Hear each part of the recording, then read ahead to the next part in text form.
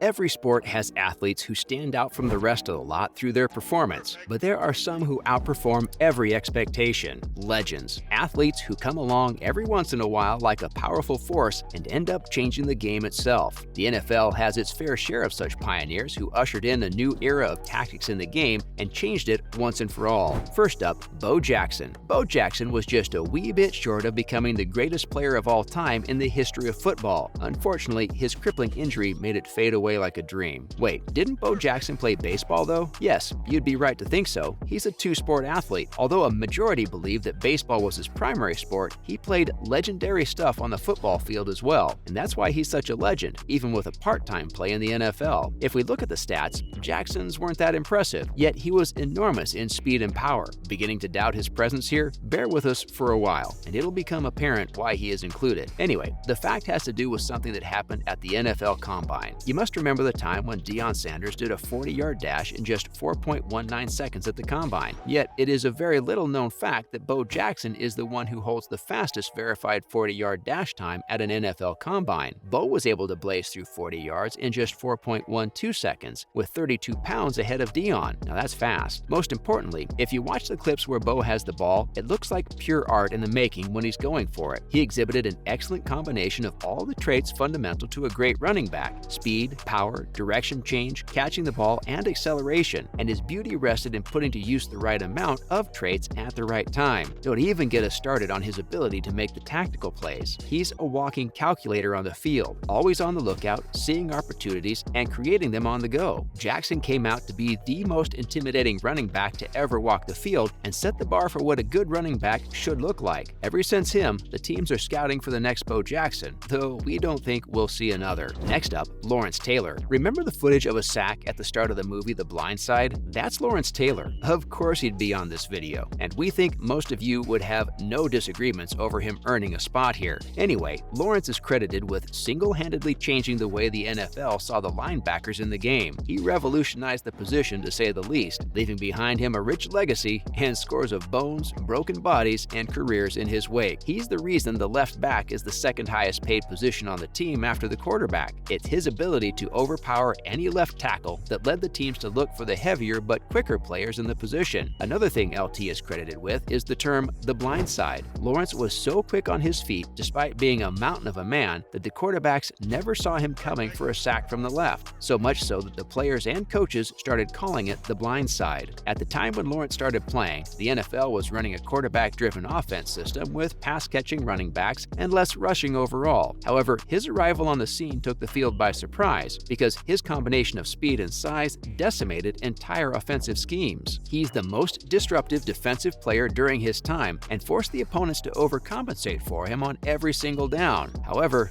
they're never able to contain him. He had a special prowess for rushing and running behind the line, even at times when he wasn't supposed to be, something he did twice during a December 1981 game against the Cardinals, despite a scolding from his coach, who wanted him to play by the book. The first time, Taylor sacked the quarterback, but the second time he recorded a sack fumble that was returned with a score. Afterward, Taylor told the coach to add the play to the book. Taylor not only played well, but he also inspired plays and techniques for which he's regarded in history as one of the greatest linebackers of all time. He's a 1981 Defensive Rookie of the Year winner, a 10-time Pro Bowler, an 8-time First-Team All-Pro selectee, 3-time NFL Defensive Player of the Year, 1986 NFL MVP, even as a defensive player, and an NFL 100 All-Time Team selectee. He was inducted into the Hall of Fame in 1999. There are very few players like Lawrence Taylor who didn't just adapt to the game, rather, they made the game adapt to them. Up next, Roy Williams. Roy Williams was one of the best safeties on the NFL field during the earlier years of his 9-year-long career. He was an excellent player who's named for Super Bowl 5 seasons in a row from 2003 to 2007, yet his stats are not the reason for his fame, or perhaps we should say notoriety. Roy made a lasting impact on the game by virtue of his personal foul. He made headlines for his vicious tackling in the 2004 season, during which he injured 3 players severely. One of the players, Eagles star receiver Tyrell Owen, broke his ankle, which led to a huge outcry in the football world. Williams pulled the back of the player's shoulder patch, slamming them to the ground. The move ended the season for 2 other players due to an injury. Seeing the lethality of the move, at the end of the season, the NFL changed its rulebook, declaring the move as a horse collar tackle and a foul. As per present-day rules, it is a serious offense, and if a player commits a horse collar collar tackle, it results in a 15-yard penalty to the end of every play with an automatic first down. And now, Mel Blount. The 5-yard bump rule is a change credited to Mel Blount. Speaking of the rule, there are very few rules in the NFL that change the game more than the 5-yard bump rule. Before its enforcement, defensive backs were allowed to bump and grab the receivers throughout their route, which made it extremely difficult to be open. It was an inconvenience, but it didn't make the eye pop until Mel arrived on the field. Standing at 6 foot 3 inches and a whopping 205 pounds, the Steelers' Hall of Fame cornerback made it a nightmare for the receivers to get a hold of the ball or shed him off. Mel would line up with the receivers and bump and run coverage directly across the players throughout the route. His tactic played a crucial role in winning 4 Super Bowl titles for Pittsburgh. To make it a fair fight, the NFL introduced the 5-yard bump rule, which eliminated the defensive back's ability to be physical with receivers beyond 5 yards of the scrimmage line. Although his move had been outlawed, Blount still proved to be a valuable cornerback and appeared in 3 more Pro Bowls before his retirement. Moving on, Lester Hayes. Prior to 1981, the NFL had no rule for a substance called stickum, sticky paste players used to rub on their hands for better grip. While the wide receivers had been using it for some time for its obvious benefits at catching passes, it was a cornerback who became infamous for its extreme use. Lester Hayes was a cornerback for the Oakland Raiders who exploited the stickum application so much that his teammates had to rip the ball out of his hands every time he got hold of it. Hayes went on to rack up a large number of interceptions with his stickum-armed hands and effected a rule change in the NFL. Hayes' advantage soon came to an end when the NFL authorities floated a change in the rulebook banning the use of the stickum during games. And finally, Carson Palmer. There is nothing like the tickets for a game featuring a star quarterback that sells faster. Since the NFL is a business-minded league, it always takes extra care to keep its signal callers safe. One of the quarterbacks became the reason for the enforcement of the no-hitting quarterbacks beneath the knee rule. Carson Palmer was the most favorite quarterback in the entire league during the 2005 season.